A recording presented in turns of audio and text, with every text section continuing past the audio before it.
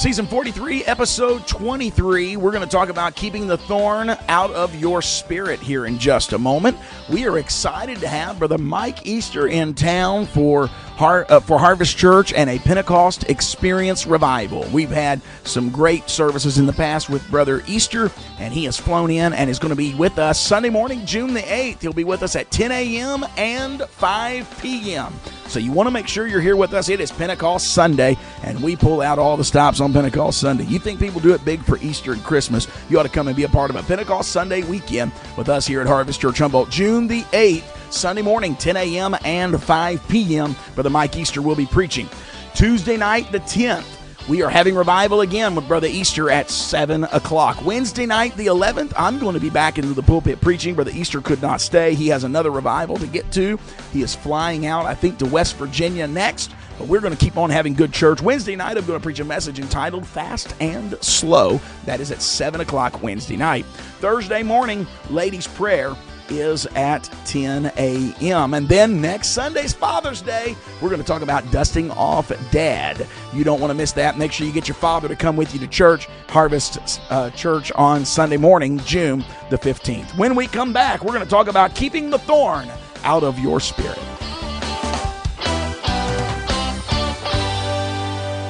The word offend is mentioned some 23 times in the Bible, mostly in the New Testament.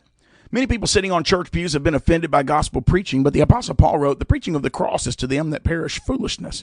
This type of person can't see the forest for the trees. They pick apart the details until they find something that offends them. Jesus addressed the problem of people like this in the parable of the sower. "Yet hath he not root in himself, but dureth for a while. For when tribulation or persecution ariseth because of the word, by and by he is offended." Now, God gave preaching to save people, not to offend people. God's plan is the best plan offered for the salvation of the soul, but sometimes it offends the flesh. What do you mean? Well, only when the flesh, the carnal nature, submits to the authority of the Spirit can people become the sons of God. Now, I'm going to be very transparent with you today. I've been offended plenty of times, but I also never stopped following God. The truth is, if you are looking for a reason not to follow Jesus, the devil will make sure you find one. It may be that somebody walks past you and fails to shake your hand. Or maybe they give you a funny look when they're walking by, Or they confront you to your face about something. Steal your thunder. They take credit for a project that you had your hand in. Or say something about you behind your back. That really hurts, don't it? And it all boils down to a matter of priorities for life. Anybody can have a bad day, whether you serve God or not. We just have to train ourselves not to dwell on the offenses or the person who caused it, but to stop and reevaluate what our priorities are. Is there an issue behind the other person's behavior? Or is the real issue your reaction to what was said or done? How will your handling of the offense affect your standing with God and his plan for your life? Questions like these will help you to see how trivial that offense was compared to the grand scheme of things. I'm just going to say this today. Don't let one small, unfortunate moment redefine your future. You'll find yourself sidetracked onto a self-destructive path and in danger of missing out on what God has planned for your life. So get a hold of yourself. Stop and think about what is at stake, and then refuse to allow your thorn in the flesh to become a thorn in your spirit. And that's what I want to talk to us about today, and that is keeping the thorn out of your spirit. The word thorn is mentioned 7 times in the Bible. 6 times in the Old Testament and once in the New. The first reference is in Job 41:2, which speaks of catching Leviathan by thrusting a thorn through his jaw. Micah wrote of ungodly people, "The best of them is like a briar, the most upright worse than a thorn hedge." The word thorns is mentioned 47 times in the Bible. For instance, Proverbs 22:5 in the NIV says, "In the paths of the wicked are snares and pitfalls." Moses warned the Israelites if they failed to drive out the wicked inhabitants in the promised land, those people would become barbs in their eyes and thorns in their sides. To me, the use of the plural form of the word means that thorns are a part of life, and that all of us will experience a thorn or 2 or 3 or 4 at some point, According to Strong's Exhaustive Concordance of the Bible, the word for thorn in Proverbs 22:5 is likened to a cactus spine. There are two basic kinds of cactus spines, the stout kind and the little hairy kind called glochids. When the skin is pierced with a stout cactus spine, the spine can be extracted like a splinter. If it breaks off or is embedded deep within the skin, however, it sometimes has to be dug out. Glockets can pose a serious risk to your health. If you're not careful, there's no such thing as one Glocket wound. If a Glocket penetrates your skin, more than likely it has brought with it 700 friends. You feel a stabbing, burning sensation, and the site starts to swell and redden. This can last a few days after the Glockets are even removed. There's a slow, painstaking extraction that has to happen with tweezers to get every one of those out. And if they're not removed, or only particularly removed, the pimples, the black dots, the puncture site can develop, and then it becomes inflamed and infected. Complications such as infection can last up to 9 months. So as you can see and probably have experienced, thorns and splinters can cause pain and great vexation. Paul's thorn in the flesh was a condition that afflicted his body, the outside of humankind. At his conversion, he had been blinded on the road to Damascus, and he had heard the voice of Jesus saying, "Saul, Saul, why are you persecuting me?" One time, while preaching the gospel, he was wounded so seriously that he was called up into the third heaven and heard unspeakable words which he knew God would not want him to reveal. Paul had many other visions and revelations in his life, and he wrote a significant portion of the New Testament. In Acts 14, verses 19 through 20, we're told he was stoned and left for dead, but soon revived and lived to preach again. In 2 Corinthians 11:25, he wrote, "Thrice was I beaten with rods. Once I was stoned. Thrice I was shipwrecked. A night and day I've been in the deep." Through all of this, God used him greatly throughout his extensive and colorful ministry. And there were other things that he went through. You could read that in 2 Corinthians 11:25 through 28. Although Paul had been the victim of adversity, misjudgment, violence, and false accusation, we do know that he did not allow any of it to become a thorn in the spirit. We know this because he wrote, "We are troubled on every side, yet not distressed. We are perplexed, but not in despair. Persecuted, but not forsaken. Cast down, but not destroyed." It seems he had innumerable thorns in the flesh, but he didn't allow them to become thorns in his spirit. On the other hand, Paul had many things of which he could boast. He was a Hebrew of the Hebrews. He had been instrumental in miracles, signs, and wonders. He had preached the gospel in Palestine, throughout Asia Minor, Greece, several Mediterranean islands, and even Rome, and had stood before kings and potentates. He acknowledged this when he wrote, "Even if I should choose to boast, I would not be a fool, because I would be speaking the truth. But I refrain so no one would think more of me than is warranted by what I do or say." And then he added, "To keep me from becoming conceited because of all these surpassing great revelations, there was given me a thorn in my flesh, a messenger of Satan to torment me." In other words, the thorn, instead of being merely an irritant to the flesh, was in a roundabout way a gift from God to help Paul keep a right perspective and get his priorities aligned with the will of God for his life. Many have tried to guess what that thorn was. Some think it was poor eyesight. Others guess it was kind of a physical limitation, chronic pain, or even a medical problem. Whatever it was, he brought that need to the Lord 3 times, asking that God would remove the thorn. And all 3 times, he got the same answer. But it wasn't the answer he wanted to hear. "My grace is sufficient for thee, for my strength is made perfect in weakness." This answer taught Paul, as it also should teach us, a very profound lesson. Paul accepted his thorn in the flesh as God's gift to guide him, but he also realized that there are other kinds of thorns besides fleshly ones in the form of infirmities, persecutions, distresses, and weaknesses, just to name a few. Instead of moping, seeking sympathy, becoming resentful, or boasting about all the thorns he had to endure, Paul chose to make a stepping stone out of them. "Most gladly, therefore," he wrote in 2 Corinthians 12:9, "will I rather glory in my infirmities, that the power of Christ may rest upon me." Paul learned that if he couldn't change it, he had to change himself and live with it. He could even rejoice and give God the glory for his thorns. Every problem in life comes with a thorn. But I hope you're getting the picture that those thorns will not kill you, that is, if you don't allow the thorns in your flesh to pierce deep into your spirit. That would be like driving a cruel stake into your future. If we are tempted to become smug and self-righteous because of our accomplishments, qualifications, or the ways that God has used us, God in his mercy may send some thorns our way to humble us and give us the spirit of a servant. Galatians 6:3 says, "For if a man thinks himself to be something when he is nothing, he deceiveth himself." Let's look at the story of Adam and Eve. They could choose to eat and enjoy the fruit of anything in the garden. I'm talking all the bushes, plants, vegetables, nuts, and fruit, except for one tree in the midst of the garden. We don't know how many thousands of acres of plants they were free to enjoy. But if the garden was anything like some of the magnificent gardens that I've seen, it was breathtaking.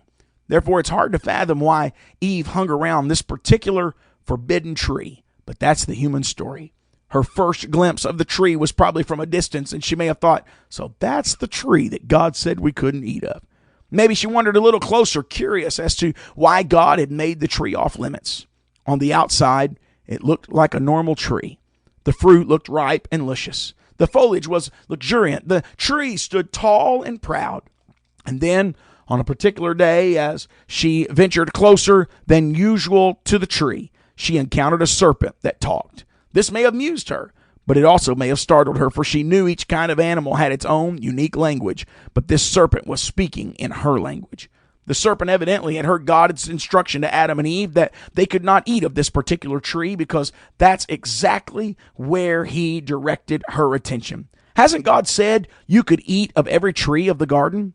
She acknowledged, yes, we may eat of the tree, of all the trees of the garden, except for one, the one you're in right now. It's the tree that God calls the tree of the knowledge of good and evil. He said we shouldn't even touch it, because if we do, we will die.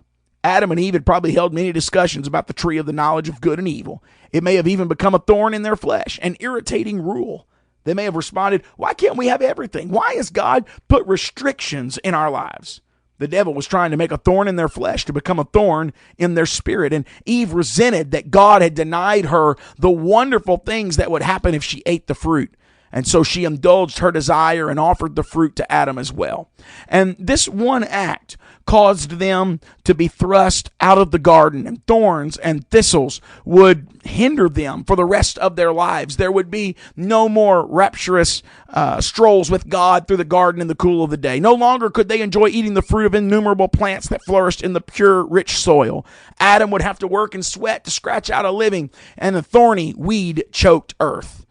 Eve would have to endure the excruciating pain of childbirth. Be certain that allowing thorns of the flesh to become thorns of the spirit will drive a stake into your future as well as your heart. Humankind has always tried to figure out a way to blame God, and the first two people who tried it were the first two people in the long lineage of humanity. When God asked, have you eaten from the tree that I commanded you not to eat from? Adam pointed to his wife as head of the family unit. Adam was the one with God-given dominion. He should have owned up to it. He should have assumed the blame. But instead, he stammered, the woman you put here with me, she gave me some fruit from that tree and I ate it. This was the same as saying I was doing fine by myself, God, until you brought this woman to me. All of this is your fault. And God turned to the woman. What is this you have done? Afraid of the fallout, Eve points at the snake. The serpent deceived me and I ate the fruit. And so in passing the blame, both Adam and Eve lost.